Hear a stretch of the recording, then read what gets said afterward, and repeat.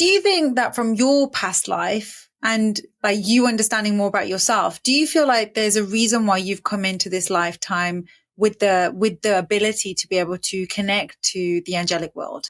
Of course, just like I think that we all come in with a higher purpose, and so helping people connect to their higher purpose is very much a passion. But yes, I do believe that this life, I incarnated, I took embodiment to help bridge the angelic and human levels so that the worlds can come together, just like East and West can come together, just like Christians and Buddhists can come together.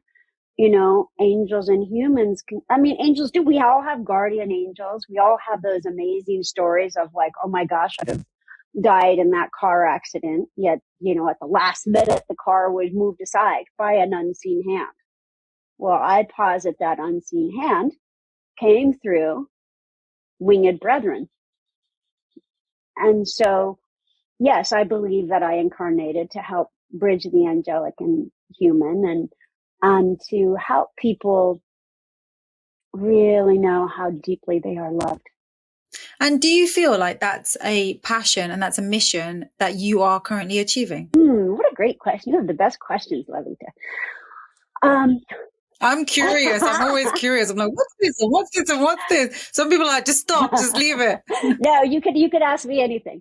Do I feel like I've achieved it?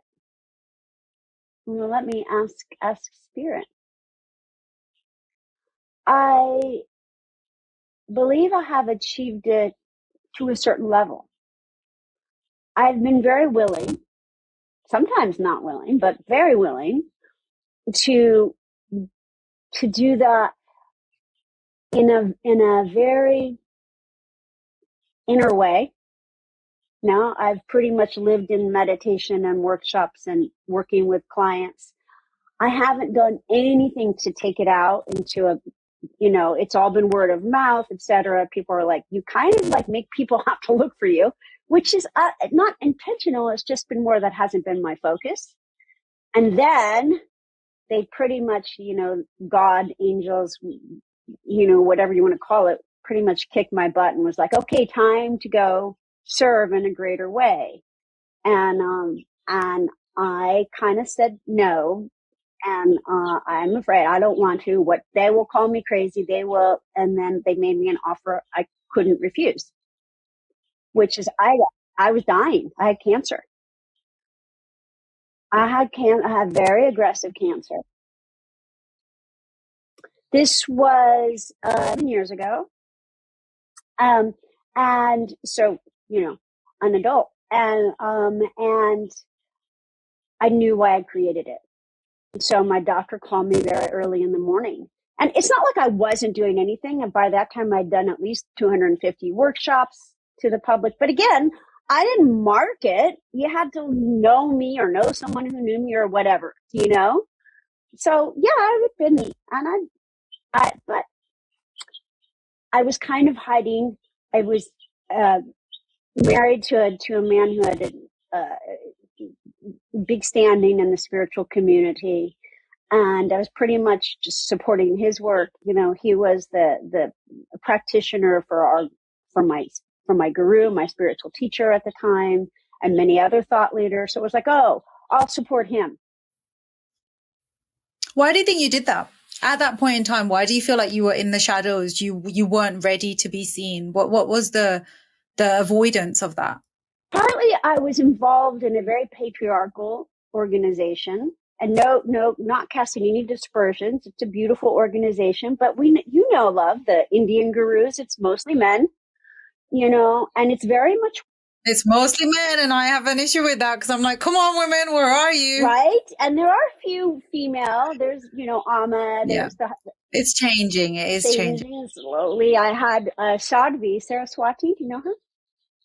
On my podcast. And it's changing. But goodness gracious, it's a little slow.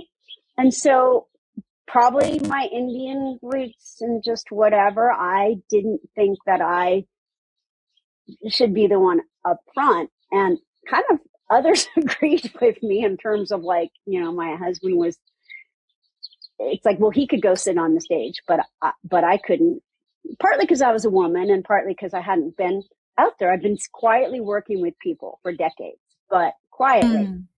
And so But also, like you said, subconsciously, like growing up in an Indian household, and I know that there was mixed sort of culture, but was mom sort of was it more of dad's side of like, right, we need you to be like this or need to be like this, or was there that sort of like going on? Was there rules that you felt like you had to comply by?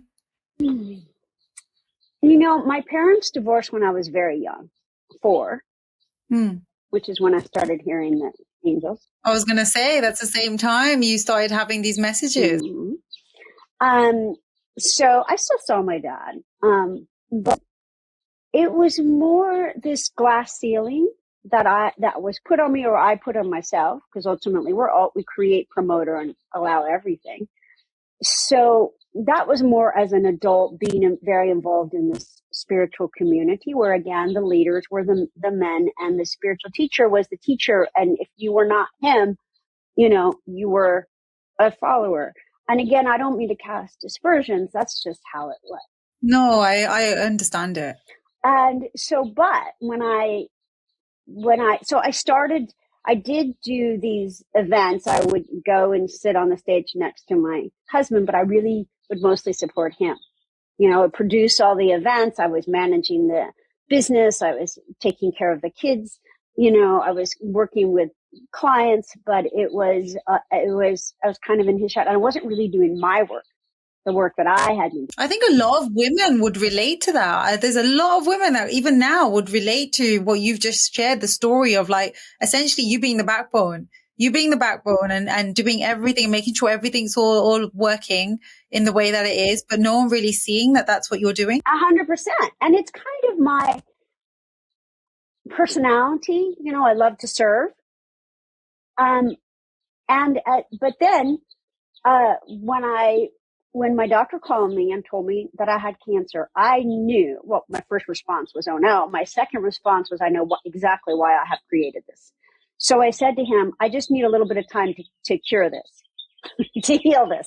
So you can imagine how that went over. He's like, what was his response to you that? just need a little bit of time to schedule a surgery. And then Spirit intervened, and my fancy Beverly Hills doctor lost my pathology slides, misplaced them. Mm-hmm. Mm-hmm. And so that gave me the time I needed. So I went and I worked very assiduously with it used to be called Oriental medical doctor, now traditional Chinese medical doctor. And he'd been my client for 5 years. And he was the practitioner for the Dalai Lama, His Holiness the Dalai Lama. So he was very high level.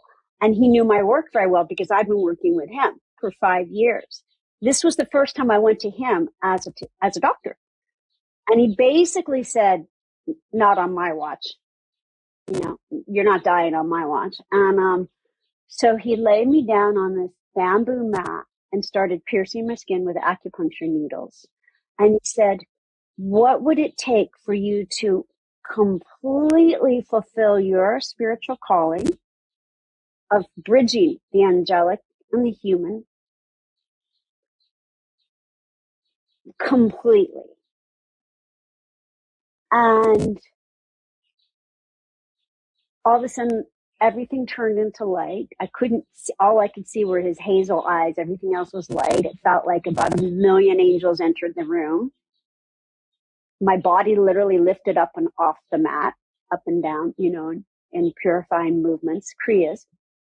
And I said, I would need to be completely utilized by the angels. I would need to do my work, God's work through me, not just support my husband.